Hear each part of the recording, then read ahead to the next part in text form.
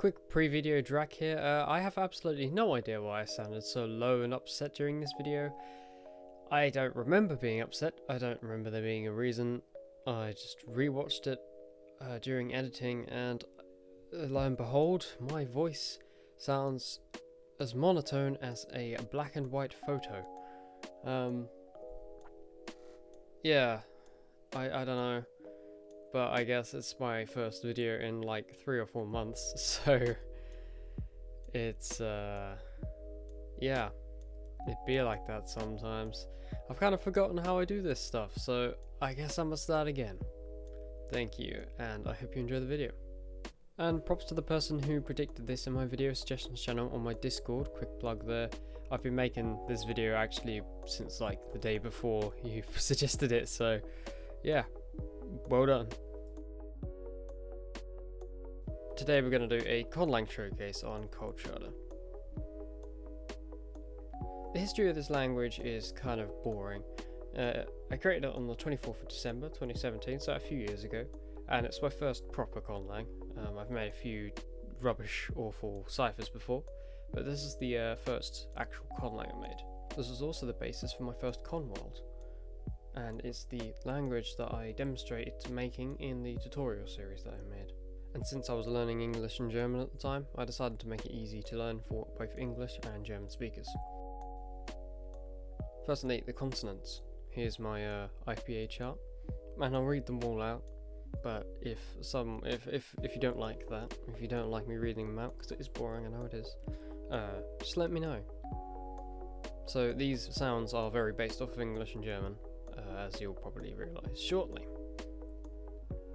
P, B, M, T, D, N, S, L, Sh, H, Y, K, G, H, R, H. So as you can see again, those are very German and English based with a lot of sounds missing. I don't know why I chose to do this, but it was a good few years ago. Now to the vowels. Here's once again the vowel chart for this. And I have I, don't ask why there's a U, I have no idea.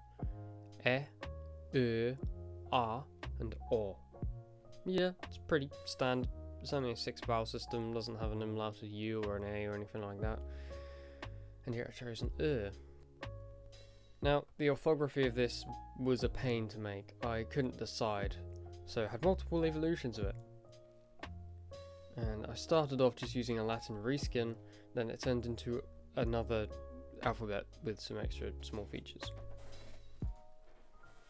Eventually I decided to make it based on the Conworld and base it off more futurism, and due to technology at the time I made it easy to present in low resolutions. I might make a video about this Conworld at some point. Let me know if that's something you might want to see. Here's the some demonstrations of it. The top image is no idea. The bottom image also, it's just a demonstration. The top one's the pixelated one, and it has no resemblance at all to the bottom one, but they are essentially the same thing. Now for the grammar, we start on pronouns. These were specifically made to be similar to English. For whatever reason, I decided that it'd be easy to be English, and one of my favourite features about this is that they actually prefix onto the verb that the person is acting out. The first two are quite obvious to be I and you. It was made that way. The second two, ehe and eshe, they were kind of meant to be similar in that they're all third person, and I kind of took the English he and made it backwards, and she, and also put it back kind of backwards, and that's sort of recognisable there. Ete is kind of similar, it more sounds like it, but et, because again it's third person and I wanted to make it similar. And then io, uo, and el for the plurals, and those are just adding o to the end, except for the third person plural, which has the e instead of whatever they describe by gender. An example of how this is used is I-eat becomes inoma. Onto the verb tenses. We have a basic past, present and future, and we postfix a letter onto the verb based on the tense. P for past and F for future. again, it makes it quite easy for an English speaker. So I eat would be inomap. Adjectives. They were fun. For some reason I decided to not go with either English or German in this one and put the adjective after the noun. And if you were describing the noun using an adjective, it would be noun, det adjective med. Don't ask, I have no idea why I chose this. And here's some of the other forms. I really don't know what was going through my head on this one. Yeah, don't bother asking. Cases. I chose two for this one, nominative and accusative. Keep it simple. Nominative, the personal pronoun was just a personal pronoun, and for the accusative you'd add ak before the pronoun. There isn't a dative or a genitive. The genitive and dative are just via word structure, and any others are also by word structure.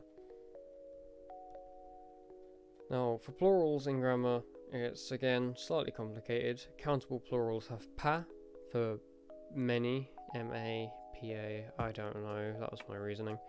And uncountable nouns such as water and flower, which poo for much, or per, I think it should be pronounced properly. I really don't understand this language. Why did I make this? Now vocabulary, it was just English and German. You kind of just smashed it together and suddenly had Koltschade. Creative. So for example, the word for speak, you can see here I've got the English, the Koltschade and the German. I took the second part of speak and the first part of sprechen and I made spreken. Some example sentences are de zon debij mo abhaleit me et China and inomap de orange aku.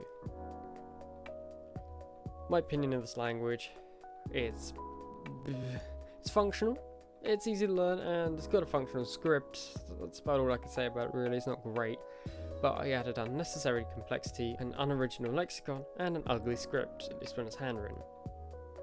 What do you think about the new style that I made? Do you like the format? Does it look good? I know I'm probably going to add music to the background as well.